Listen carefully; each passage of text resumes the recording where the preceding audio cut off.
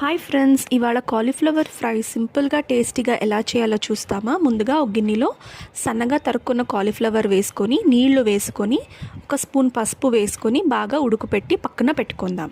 ఇప్పుడు ఒక కడాయిలో కొద్దిగా నూనె వేసుకొని పోపు గినుసులు, సాసులు, ఉద్దిపప్పు, శనగపప్పు వేసి దోరగా వేయించి ఒక ఉల్లిపాయ, సన్నగా తరుక్కున్న పచ్చిమిర్చి, ఒక స్పూన్ అల్లం వెల్లుల్లి పేస్ట్ వేసి బాగా వేయిస్తాం. ఇప్పుడు సన్నగా తరుక్కున్న టమాటో వేసి ఇది కూడా అన్ని ఫ్రై చేసినాక ఇప్పుడు ఉడుకుపెట్టుకున్న కాలీఫ్లవర్ వేసి ఒక స్పూన్ ధనియాల పొడి, ఒక స్పూన్ కారం పొడి, ఇప్పుడు రుచికి సరిపడా ఉప్పు వేసుకొని ఇలా బాగా మిక్స్ చేసుకొని 5 మినిట్స్ టాస్ చేసినాక పైన కొత్తిమీర చల్లుకుంటే ఎంతో టేస్టీగా ఉండే కాలీఫ్లవర్ ఫ్రై రెడీ.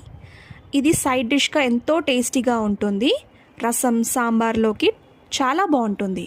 నేనైతే ఇవాళ చపాతీలోకి సర్వ్ చేసుకున్నాను. తప్పకుండా ట్రై చేయండి. సబ్స్క్రైబ్ చేసేది మర్చిపోవద్దండి.